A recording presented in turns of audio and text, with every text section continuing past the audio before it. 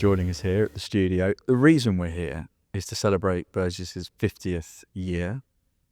But in many ways, what we're discovering is this is just the beginning. Everything's been leading up to this point is how it feels. But you're talking to you're bringing something a little different because, as I understand, you're a naval architecture. Yes. But before we get into what that is and how that works, how did you get involved with Burgess, or indeed within the sort of yachting world? I have always been involved in the marine world. My family have all been naval. My father was in a submarine for God knows how long. Oh, okay. And so there was a sort of relatively sea-based, pre-dedicated path of what was going to happen. But aged about 16, my father said, "So I'm assuming you're going into the Navy." And I said, "No." He said, "Why not?" Bearing in mind that he'd been under the ice shelf under the whole Cold War and bits and pieces. And I said, "They've got no toys left." And he said, "Oh, okay. What are you going to do about it?" I said, "I'm going to go and build some more."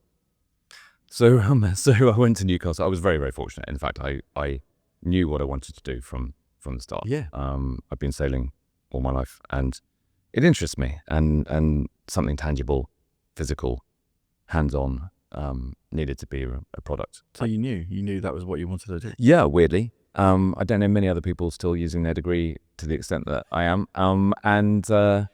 Sure, I learned an awful lot of stuff that I don't use on a day-to-day basis, but the stuff that I've learned with nearly 17 years at Burgess is massive. Yeah. I don't think anyone's ever taught me things here, but you learn every single day. Yeah. Something new. So you've come out of university with your degree. Yep. What led you to Burgess? I came out of university with a degree, very much aiming at, thinking about sailing yachts, thinking about that side of things. I went and played a chap called Ed Dubois, who was a very famous yacht designer. Back in Lymington? Absolutely. Yeah. Naval Architect. And him and Malcolm McKeon together probably got rather bored of me, but at the same time, it couldn't have been more helpful, more lovely. I sailed with them quite a lot, but also I was told firmly, go to sea, go and learn your craft. You're fresh out of university. If you're serious about this, go and learn what it's all about. Don't read it all from books. Go and get our hands on things. So after university, having got my qualifications, I went and did 2 years of sailing around the world as a professional yachtsman, whether it was racing on classics, building ribs for the America's Cup down in New Zealand, and also then doing a big refit and transatlantic and all the deliveries and bits and pieces on a sailing yacht, 40-meter sailing yacht called Mirabella. So you've probably heard of some of the Victoria chain. Yeah. But they are, that really gives you an insight into the loads that go on ropes, the ability to maneuver, the structural stresses, the refit, how do we go about accessing and maintaining things and things like that. And you can't buy that knowledge.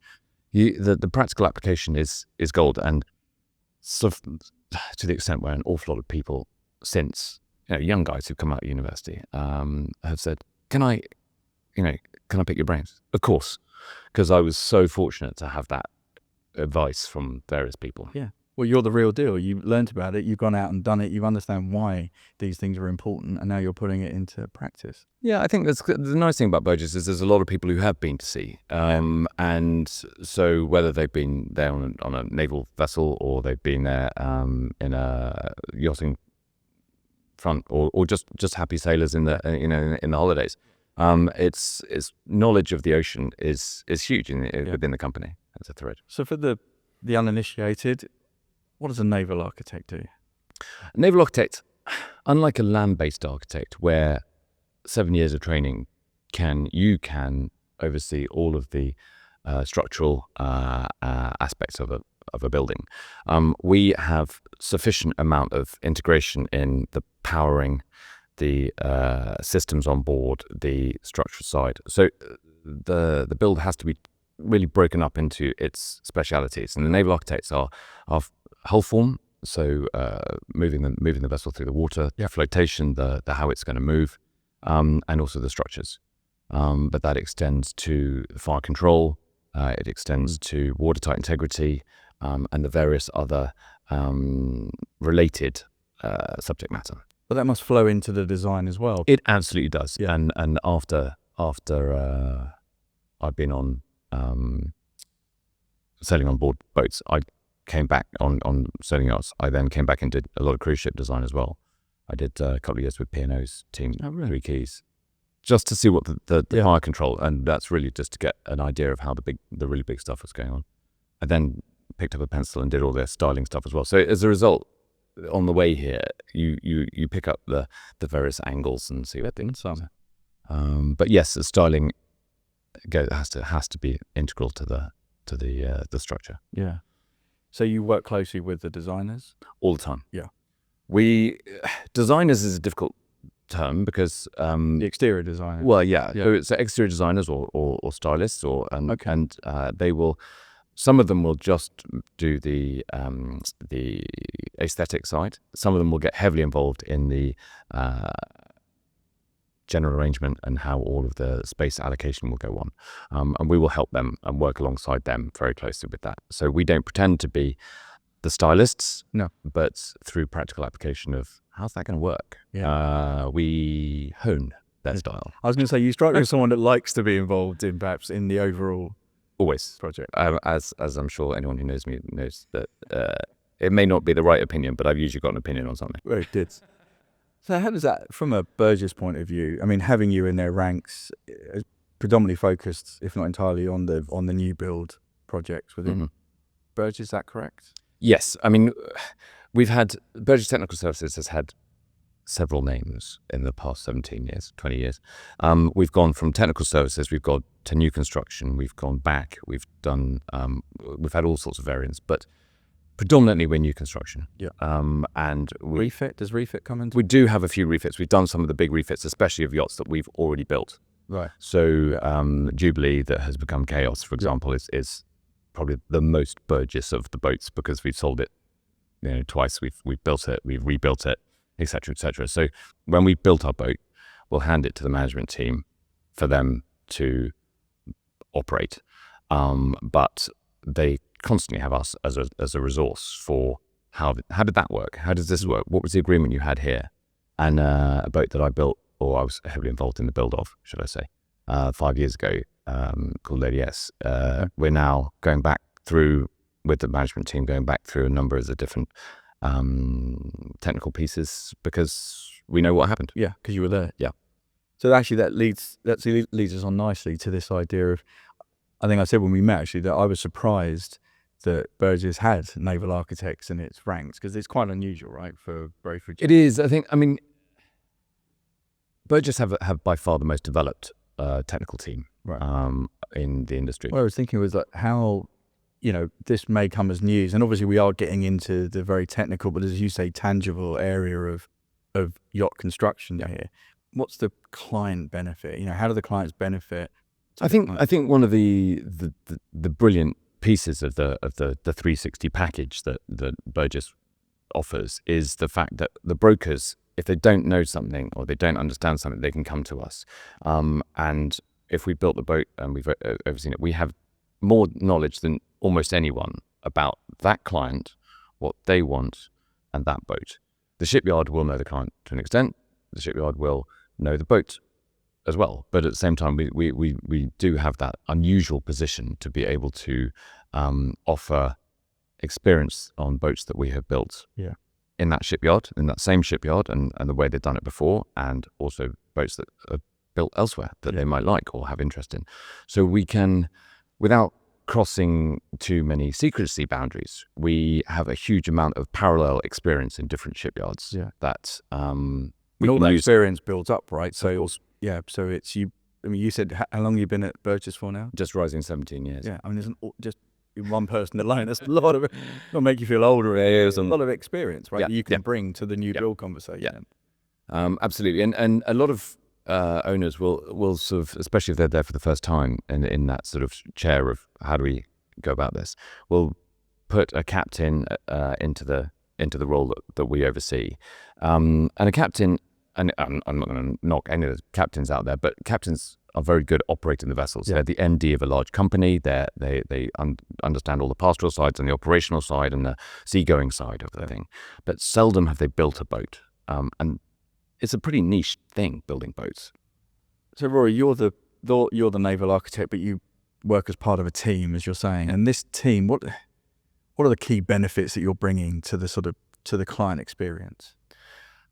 The team on any project involves three faculties within our team, which is a naval architect, a marine engineer, and an electrical engineer. Great.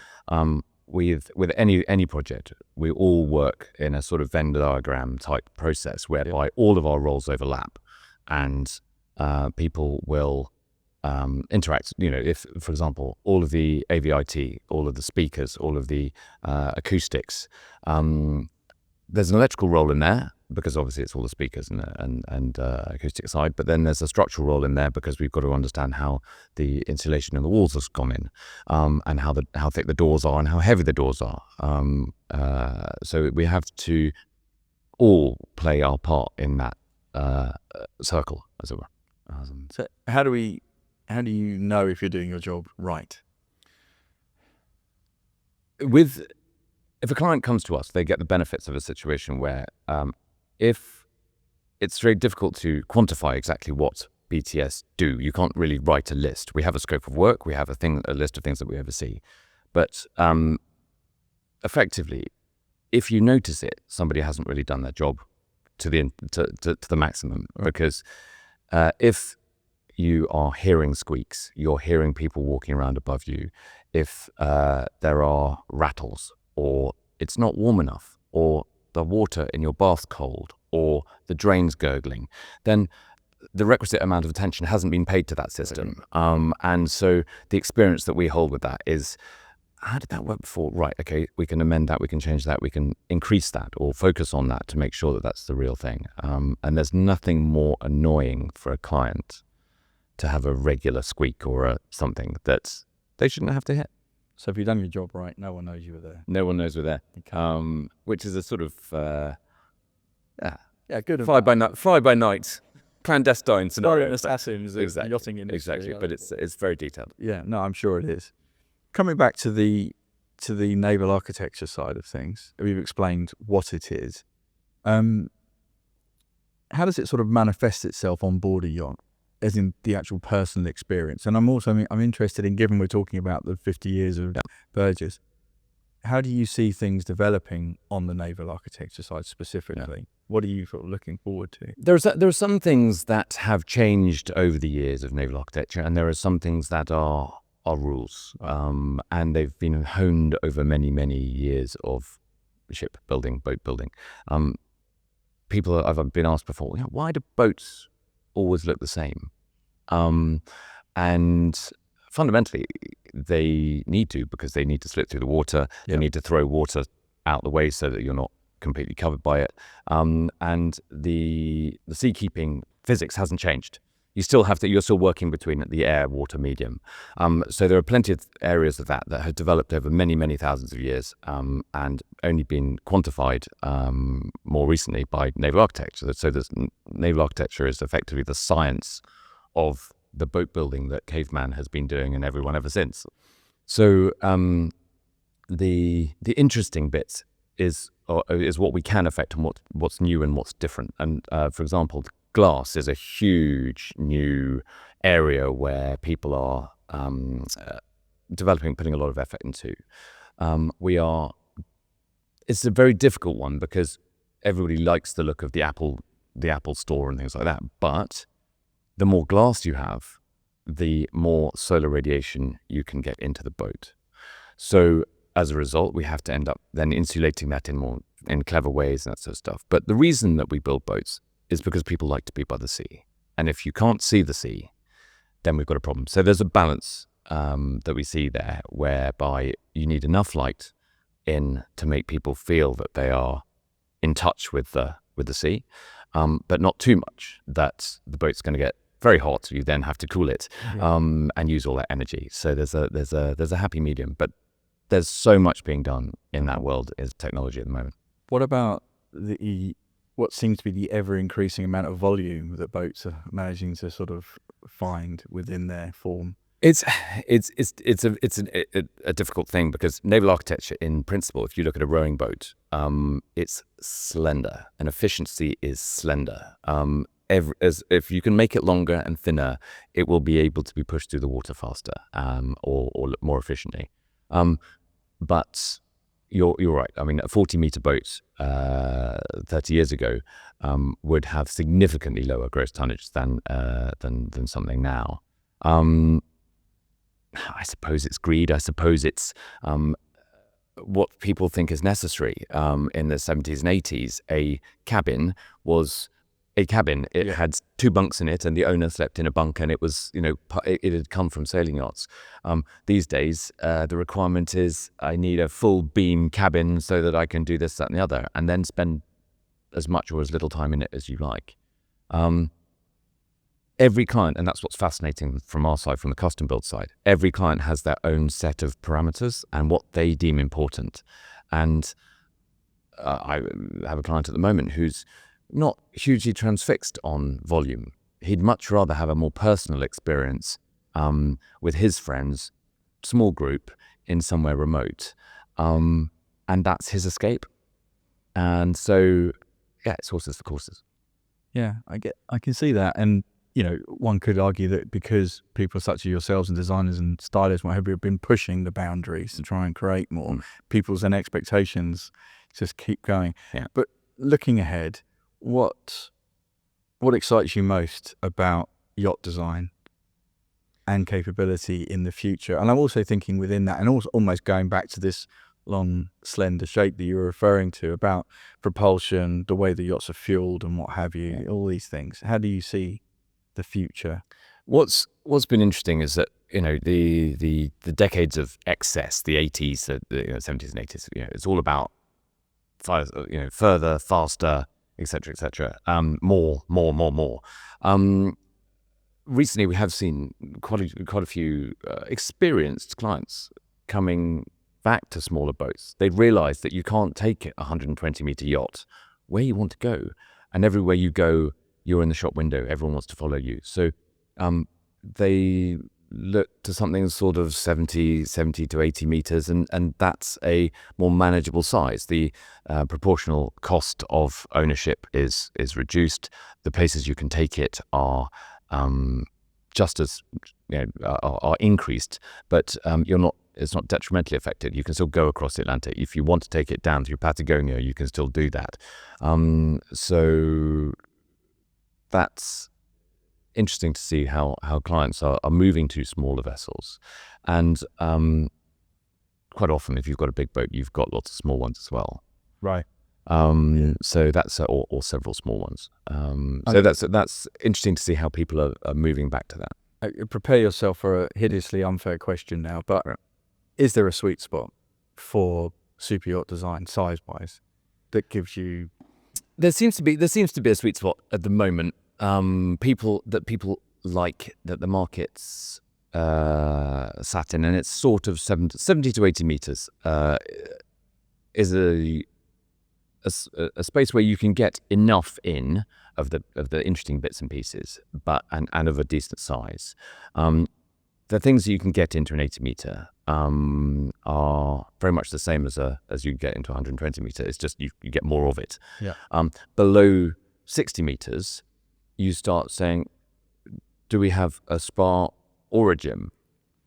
We have multi-use spaces, and that's fascinating from our side, from a naval architecture perspective, is the multiple uses of spaces in a clever way. Spas that are gyms, or beach clubs that you can put tenders into, or you can use the spaces in more way than one. Is what's always intrigued naval architects, I think. Sure, that fine line between compromise and innovation. Absolutely. Being clever with the space you've got is what's. I think there's a big trend at the moment towards intelligent design rather than grotesque design. How can we do something more interesting? How can we do something that's got a nuance of, we really thought about this? If I were to, again, put you on the spot, sorry about this, Sorry. but ask you about 3 things that we may see on the horizon in yacht design, be it within naval architecture or outside. Yeah. But just in terms of the specification of yachts, the capability of yachts, is there anything that's particularly exciting on the horizon? The buzzword at the moment is green fueling. The ability to reduce the impact that a yacht has on the planet. After all, we all sit here on a yacht wanting to be in pristine places. We have to be careful about how we treat our environment. And I think that's something where we as a new construction team have to be very conscious. Obviously, the rest of the company, we operate in so many different spheres that we're big enough to have an impact on how refuse is collected, on how sun creams are developed, on how decking products, rather than being Burmese teak, they are more sustainable and more renewable, but still have that warm luxury feeling underfoot. We're big enough to have a bit of influence in that in the world market, and fortunate enough that some people listen. Do the clients listen? I think they do. I think we are in a fortunate position that over the many years of Burgess, people have learnt to trust Burgess in a way that some of the other companies haven't managed. It's all about longevity. It's all about holding the client's hand through the whole process of yacht ownership. Whether you start with chartering a boat, whether you then go on and buy one that's existing, whether you then go on and build one, and that goes back into the charter market, etc. If you can be with a client through their boating life, you become their go-to. You become the indispensable team. You don't want to be intrusive, and you don't want to sit back on your laurels, because there are plenty of people who are snapping around to try and do what we do better. But I think the mentality in Burgess is very much, how can we do better? How can we look after you better? How can we better ourselves? And I think there's always been that push, and Joff has exemplified that in all the way through. I just thought of one other quick one to throw at you. Name me 3 future fuels for yachts. Methanol, wind, and it's going to have to be hydrogen. Got to be, right? Hydrogen, from the propeller forwards to the front of the engine, has been developed for years. Yeah. The fuel cells will work. The gearboxes, the powertrains, all of that sort of stuff works. The storage of hydrogen and the infrastructure surrounding hydrogen, the ability to bunker it, the ability to transport it, the outside. Yeah, all of the ability to get it is the challenge. Right. And the moment somebody can fix hydrogen from seawater using electrolysis of some sort that's created on board, we're in it. We're in Glover. Yeah, that's the one. The word nuclear it scares a lot of people, but I can see that coming as well. The small power plants, people are terrified of it. You can't take many things into Monaco, but maybe in the future you'll be able to take a small nuclear reactor that boils water. It's just a big kettle. Yeah. But so basically the future of yacht fueling, for want of a better term, is going to be governed by what's going on around the yacht. Completely. I mean, that's why the people are always asking us about new fuels, and the one that's leading at the moment is synthesized diesel. Synthesized diesel has got to be the way forward in the short term to make a sustainable way forward. We can use the infrastructure, we can use the vessels that are already afloat, and we will find a way to do it. Will we see it happen? Yes, it's already happening. Right. It's already happening. The vessels that we've got in the build at the moment can run on HVO, and so it's happening. Watch this space. Yeah, watch this space. Yeah. Rory, thank you so much. It's been a fascinating insight into naval architecture, but I think also the future of yachting, when it seems very apt given where we are in Burgess's history as well. So thank you very much. Oh, thank you.